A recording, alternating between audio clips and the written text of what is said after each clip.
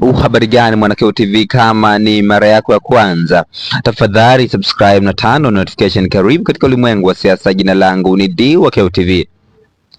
Twamuipaya amevujisha video hapo inayomuonyesha diwani wa CCM akiwa anavushwa kwenye mto hapo, akiwa amepanda pikipiki juu ya pikipiki na vijana takribani wanne hapo wakiwa wamembeba juu, yeye akiwa na pikipiki yake akiwa amebebwa juu kwa juu, amepanda juu ya pikipiki, lakini vijana wakiwa wamembeba kama unavyoona hapo kwenye videos. Hiyo video imekuwa ni imeenda viral kweli kweli katika mitandao ya kijamii, na watu wamekuwa na hisia tofauti tofauti. Wa kwanza hisia tofauti tofauti wametoa maoni, lakini pasi na kupoteza muda nataka nisome ujumbe wa Twamuipaya katika mtandao wa Twitter.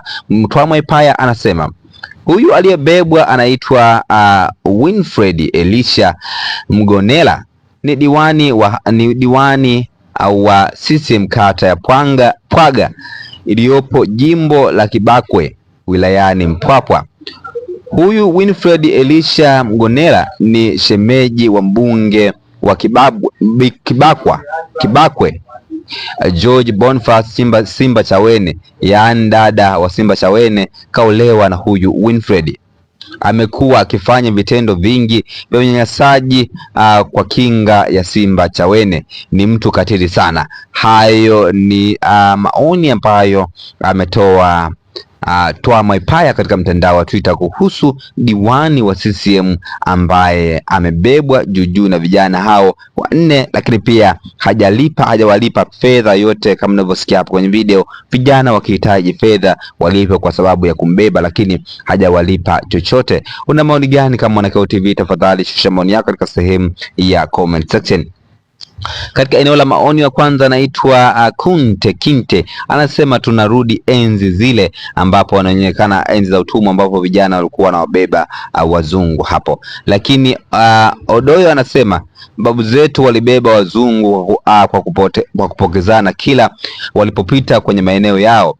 Miaka 60 baadaye kuna mpumbavu aka diwani wa CCM anabebwa.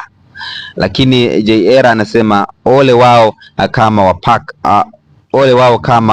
wapakazi wangemwangusha kwenye majini, aliwapo kazi wangemwangusha majini akaloa yeye. Na hiyo Samia Suluhu Boxer na kingine sioni wakiwalipa wachapakazi.